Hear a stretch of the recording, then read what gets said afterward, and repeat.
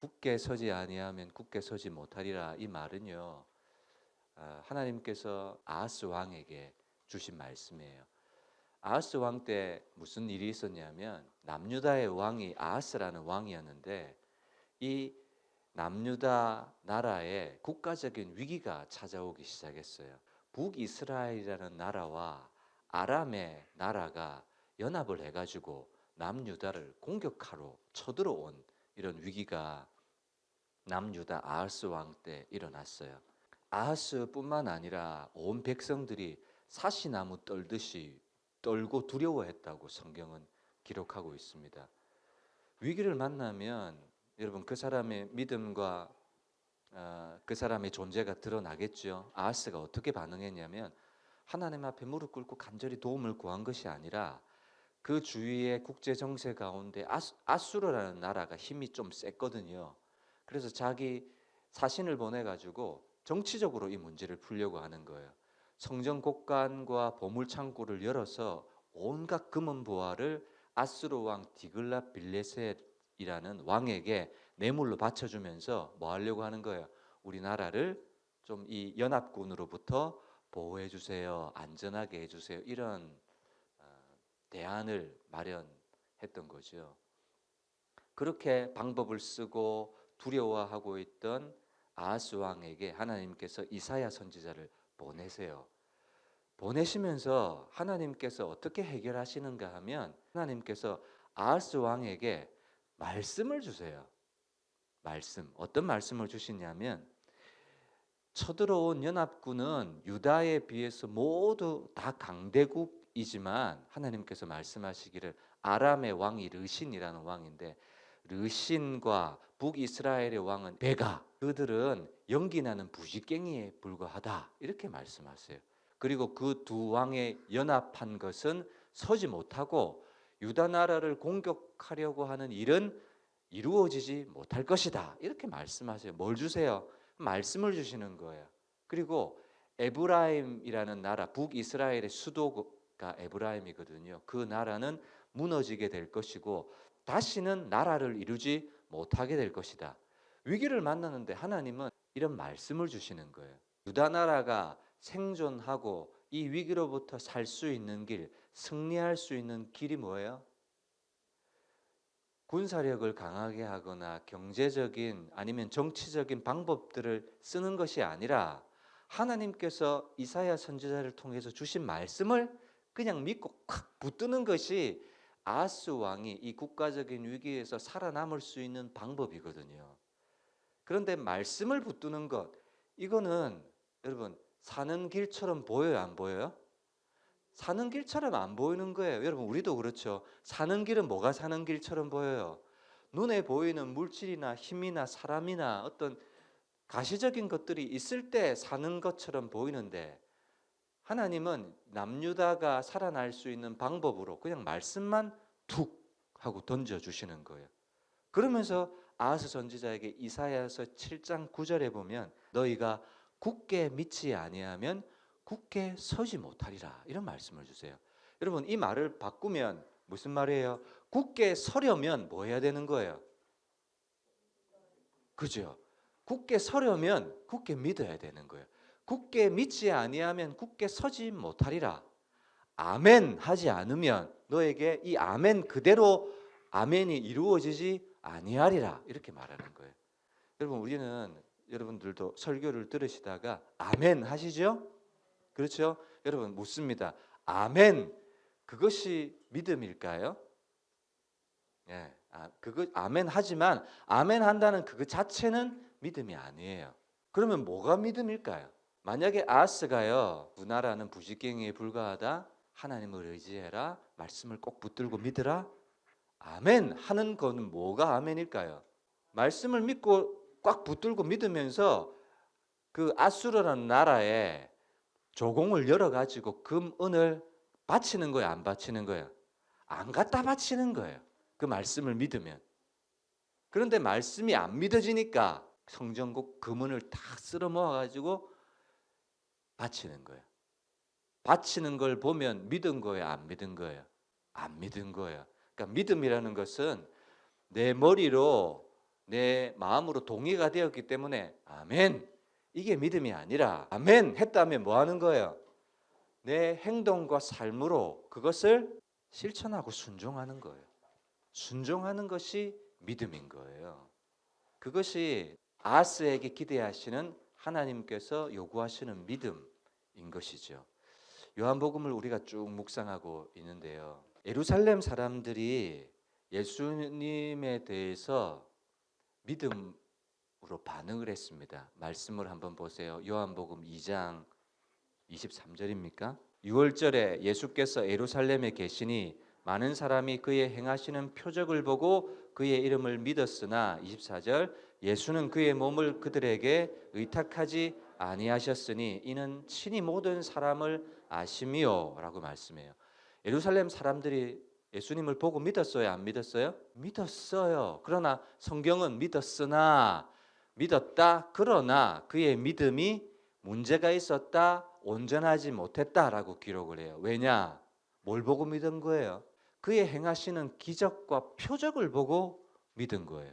예수님의 말씀을 믿은 게 아니라 그의 행하시는 표적과 기적을 보고 믿었어요. 그러니까 예수님은 자신의 몸을 그들에게 의탁하지 아니하셨어요. 왜냐하면 그들 속에 있는 내면의 예수님을 믿는 동기와 이유를 아셨기 때문에.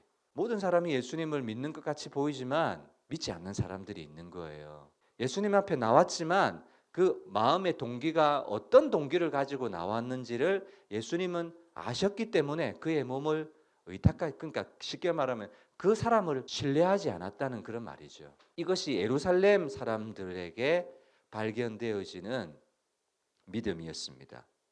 그런데 반면에 여러분 사마리아 여인을 기억하시죠? 사마리아 사람들은 유대인들로부터 손가락질을 받았어요. 그렇지만 사마리아 사람들은 4장 39절을 보세요. 39절. 여자의 말이 내가 행한 모든 것을 그가 내게 말하였다 증언함으로 그 동네 중에 많은 사마리아인은 예수님을 믿는지라.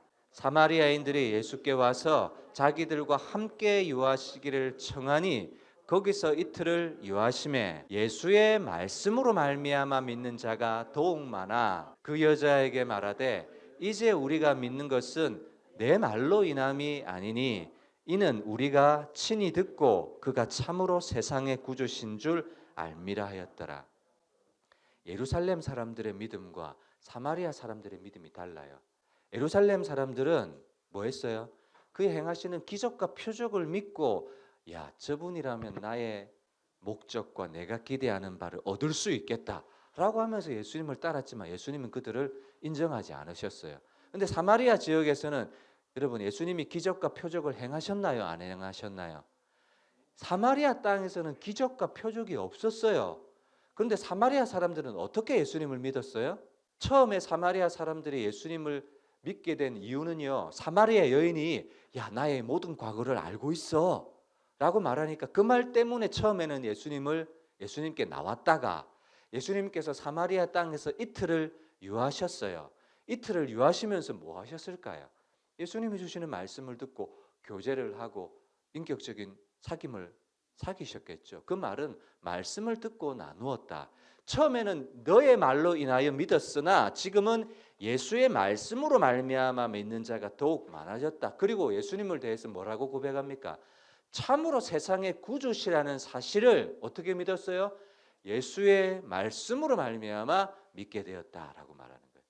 이게 신앙이고 이게 믿음인 거죠. 그리고 이제 오늘 본문에 보면 이제 어디로 가시냐면 갈릴리 지역으로 가십니다. 여러분 갈릴리 지역은 예수님의 고향이잖아요. 그죠?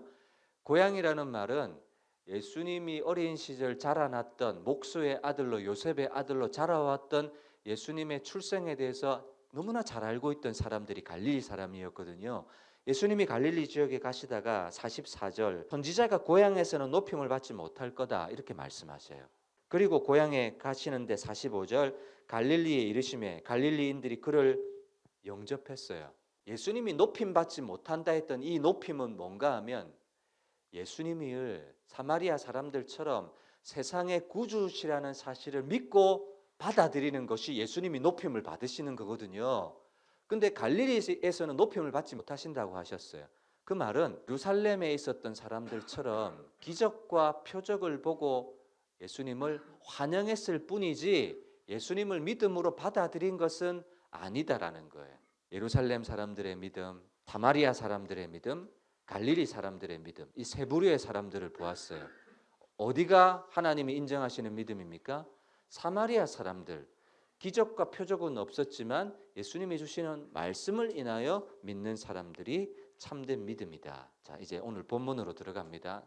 왕의 신하의 아들이 있습니다. 이 왕은 누군가 하면 헤롯 안티바스라는 왕의 신하입니다. 지위도 있었고 권력도 가지고 있었던 이 신하인데요. 이 신하에게 문제가 있었습니다. 자기의 아들이 죽을 병에 걸린 거예요. 아마 이 신하도 예수님께서 행하시는 기적과 표적의 소식을 소문을 들었겠죠. 그리고 마음속에 생각했을 겁니다. 이 예수님이라면 고치실 수 있을 거다. 그래서 지금 예수님은 가나에 계시는데, 자 46절에 보면 예수께서 다시 갈릴리 가나에 이르시니 전에 물로 포도주를 만드신 곳이라 왕의 신하가 있어 그의 아들이 가버나움에서 병들었더니 한 30km 정도 되는, 여러분 이 신하가 가버나움에서 가나로 왔어요. 가나에 온 목적이 있다면 뭐예요? 예수님을 모시고 가버나움으로 가는 것이 이 신하가 가지고 있는 목적이에요. 그래야 이 아들을 고칠 수 있으니까. 성경을 통해서 확인합니다. 47절, 그가 예수께서 유대로부터 갈릴리로 오셨다는 것을 듣고 가서 청하되 내려오셔서, 이 말을 다른 말로 하면 함께 가자는 말이죠. 함께 내려갑시다. 내려간다는 말은 여러분 동네가 가버나움이 밑으로 가야 있기 때문에 내려오셔서 이렇게 한 거예요. 자기와 함께 가자는 말이에요. 49절 또 보세요. 신하가 이르되 주여 내 아이가 죽기 전에 내려오소서. 다른 말로 죽기 전에 함께 꼭 가주세요. 그 말이에요. 그러니까 이 신하가 갖고 있는 마음은 함께 가야 이 자기의 아들이 낫는다는 거예요. 함께 가야. 그런데 예수님께서 하시는 말씀이 48절, 예수께서 이르시되 너희는 표적과 기사를 보지 못하면 도무지 믿지 아니하리라, 이렇게 말씀하세요. 여러분 이 신하가요, 저는 참 똑똑하다고 생각해요. 함께 내려갑시다. 그런데 예수님께서 너희는, 여러분 이 신하에게도 하신 말씀이기도 하지만 당시 모든 사람들에게 하신 말씀이에요. 모든 사람들이 어떤 믿음을 갖고 있었어요? 대부분 무엇을 봐야, 가시적으로 뭐 보여야, 표적과 기사를 봐야 믿음에 이르는 그런 분위기였기 때문에 너희는 표적과 기사를 보지 못하면 도무지 믿지 아니하리라. 신하가 그 이야기를 듣고 예수님의 의도를 어느 정도 눈치챘다고 생각해요. 신하 정도 되면 여러분 왕의 말이나 표정이나 보면 눈치가 3단이 아니겠습니까? 예수님께서 이런 말씀을 하실 때 아마도 예수님께서 요구하시는 바가 뭔지 이 신하도 어느 정도 저는 조금 눈치를 챘지 않았을까 그렇게 생각합니다. 50절, 예수께서 이르시되 가라 내 아들이 살아있다. 저는 읽으면서 어디 동그라미 쳤냐면 가라에 동그라미를 쳤어요. 가라를 빼버려도 되지 않겠어요 여러분? 가라는 빼고 내 아들이 살아있다 이렇게 해도 되실 텐데 가라라고 하신 거예요. 여러분 믿음이라는 것은 우리의 어떤 사고 작용 속에서 나오는 결과물이나 우리가 이해됐다라는 결과물이 아니라, 믿음은 뭐예요? 가는 거예요. 가는 게 믿음이에요. 말씀을 들으시면서 여러분이 아멘 하십니다. 그렇게 말하는 것이 믿음이 아니라 그렇게 말했다면 그 말씀대로 순종하는 것이 믿음이라는 거예요. 그래서 가라 이런 말씀을 쓰신 거예요. 그리고 그 앞에도 너희가 표적과 기사를 보지 못하면 도무지 믿지 아니하리라. 이 신하의 마음속에는 예수님이 어떤 믿음을 요구하실까? 그러면서 가라 내 아들이 살아있다. 뭘 보지 않고서도, 예수님이 가시지 않고서도 뭐 하는 거예요? 가는 것이 믿음인 거예요. 가는 것이 먼저고요.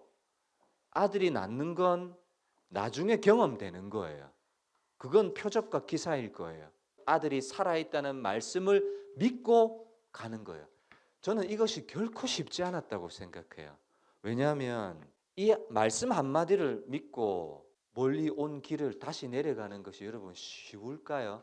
이렇게 내려가는 길은 아들의 목숨을 담보하고 아들의 목숨을 걸고 내려가는 거거든요. 저는 절대로 쉬운 일이 아니라고 생각해요. 가라 내 아들이 살아있다 이 말씀 하나만 꽉 붙들고 다시 온 길을 내려간다? 이거는 여러분 정말 저와 여러분들이 사모해야 될 믿음이에요.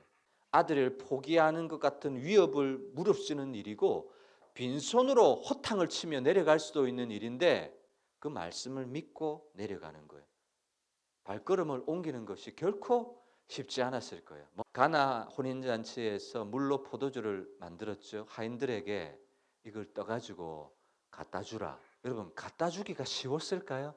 저는 이것만큼 어려웠다고 생각해요. 신하가 발걸음을 옮기는 것이 정결 예식에 쓰는 돌 항아리에 있는 물을 떠다가 아니 포도주로 변해진 걸 떠다가 준 게 아니고요. 물을 떠가다가 준 거예요. 언제 바뀐지는 모르지만 그걸 떠서 주는 거 결코 쉽지 않았어요. 나아만 장군에게 나병이 걸렸는데 요단강에 몸을 7번 담그라. 이거 쉬운 일일까요? 저는 이런 모든 것들이요 동일하게 쉽지 않았을 거라고 생각해요. 물 떠주는 일이나 이 신하가 그 말씀을 믿고 돌아가는 일이나 나아만 장군이 7번 몸을 담그는 일이나 절대로 쉽지 않았어요. 문둥병자 10명이 있었는데 예수님 지나가시는 걸 보고 예수님 저희를 불쌍히 여기 고쳐주세요. 그러면 예수님께서 고쳐주시면 좋을 텐데 그 10명의 문둥병자에게 뭐라고 말씀하신 줄 아세요? 가서 네 그 있는 모습 그대로 가서 내 몸을 제사장에게 보이라 이렇게 말씀하셨어요. 나은 사람이 그 몸을 제사장에게 보이고 이제는 일상이 회복되는 건데 낫기도 전에 제사장에서 가서 내 몸을 보이라. 그러니까 이런 모든 말씀들 한 말씀 한 말씀들이 공통적으로 우리에게 보여주는 것이 뭐예요? 믿음이라는 것이 도대체 뭔가? 10명의 문둥병자 입장에 있어서는 우리가 나아야 제사장에게 가지 낫지도 않았는데 가면 어떡해요? 포도주로 변해야 그걸 떠서 주지 생물을 떠다가 주면 어떡해요? 아들이 낳았다는 분명한 것이 있어야 돌아가지 아무것도 없는데 어떻게 돌아가요? 믿음이라는 것은 우리의 사고나 인식 체계 속에서 이거 되겠구나 이러면 되겠구나 이런 확신을 꽉 붙들고 가는 게 아니라 거기에는 아무것도 없어요. 아무것도 안 보이는 거예요. 그런데도 굳게 믿으니까 굳게 서는 결과가 있는 거예요. 이 신하가 가라 내 아들이 살아있다 이 말씀을 굳게 붙들고 믿으니까 나중에 뭘 경험하는 거예요? 아멘을 경험하는 거예요. 히브리서 4장 2절 말씀 다 같이 한번 읽겠습니다. 그들과 같이 우리도 복음 전함을 받은 자이나 들은 바 그 말씀이 그들에게 유익하지 못한 것은 듣는 자가 믿음과 결부시키지 아니함이라. 여러분 저는요 이 성경 속의 인물들뿐만 아니라 오늘 이 시대 또한 동일하게 하나님의 말씀은 살았고 운동력이 있고 능력이 있는 말씀이라고 생각해요. 그런데 말씀을 듣기는 들어요. 누군가에는 그것이 자기 인생의 충격과 자기를 변화시키는 능력의 말씀이라고 고백하고 받아들이는데 어떤 이에게는 아무런 말씀의 능력이 말씀의 효력이 말씀의 변화가 나타나지 않아요. 저는 그것이 씨 뿌리는 사람에게 달려있는 것이 아니라고 생각해요. 여러분 4가지 마음밭에 비유를 보면 씨는 뿌려져요. 여기저기 다 뿌려져요. 그런데 어디가 문제예요?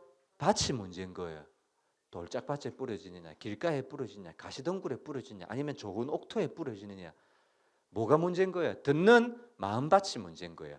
마음에 듣는 자가 그 말씀을 믿음과 결부시키고 확실히 그 말씀을 믿음으로 받아들여야 들은 바 그 말씀이 유익될 수 있는 건데 듣기는 듣는데 뭐 하지 못하니까 가라 내 아들이 살아있다 그 말씀을 믿고 가는 것이 없는 거예요. 물도 갖다 주라는데 갖다 주지 못하는 거예요. 왜냐하면 우리는 하나님 말씀에 순종하면 어떻게 되는 줄 알아요? 죽는 줄 알고 망하는 줄 알거든요. 우리는 11조를 하나님 앞에 드리면 막 자기가 먹고 살 게 없어서 죽는 것처럼 느껴져요. 하나님이 주신 말씀에 순종하면 나한테 큰 해나 손해가 올 것 같아요. 그래서 그 말씀은 제껴놓아요. 여러분 믿음이라는 것이 뭔가 우리는 이 말씀을 통해서 다시 한번 생각해야 돼요. 하나님의 말씀을 굳게 믿지 아니하면 굳게 서지 못하리라. 이 왕의 신하가 이 말씀을 굳게 믿으니까 그 말씀이 유익된 거예요. 믿음과 결부시키니까 그 말씀의 능력이 나타난 거예요. 여러분 이사야서 55장 11절에 보면 내 입에서 나가는 말이 있잖아. 그냥 나갔다가 아무 일도 안 이루고 다시 그냥 그대로 돌아오는 법이 없대요. 하나님의 말씀은 살았고 능력이 있고 지금도 여전히 우리에게 우리의 삶을 변화시킬 수 있는 말씀이기 때문에 하나님의 말씀은 한번 나갔다가 그냥 쑥 갔다가 아무 역사도 일어나지 않고 그냥 나한테로 돌아오는 법이 없다고 말씀하세요. 그 말씀은 나가면 결과와 열매가 반드시 있고 말씀이 돌아온다 그 말이에요. 나의 기뻐하는 뜻을 이루며 내가 보낸 목적대로 다 이루고 그 말씀이 나에게 돌아온다 그 말이에요. 그런데 어떤 사람에게는 말씀이 그냥 갔다가 그냥 돌아오는 거예요. 이 말씀의 전제는요, 말씀을 믿음으로 받아들이고 반응하는 그 사람에게 헛되이 돌아오지 않는다는 거예요. 믿음이 없는 사람들은요, 그냥 갔다가 돌아와요. 여러분, 우리 삶에 역사를 일으키는 것은 하나님의 말씀이 흥황할 때 우리의 삶의 변화가 일어나는 거예요. 저는 올 한 해 여러분들의 사업장과 가정과 부부관계나 자녀들과의 관계 속에 이런 하나님의 말씀에 대한 능력을 경험하실 수 있으시기를 주님의 이름으로 축복합니다. 여러분 마음속에 믿음으로 화합하여 그 말씀을 받아들이는 그 마음이 하나님 보시기에는 너무너무 귀한 거예요. 50절에 믿고에 동그라미를 쳐보세요. 믿고 가더니 믿고. 여러분 이 믿음은 어떤 믿음이에요? 내가 가더라도 내 아들이 낫는다라는 예수께서 고쳐주신다는 믿음이에요. 그죠? 그리고 뒤에 보세요. 53절 그의 아버지가 예수께서 내 아들이 살아있다 하신 그때인 줄 알고 자기와 그 온 집안이 다 믿으니라. 이 믿으니라에도 동그라미를 쳐보세요. 첫 번째의 믿음과 50절의 믿음과 53절의 믿음 여러분 같아요? 달라요? 50절의 믿음과 53절의 믿음은 달라요.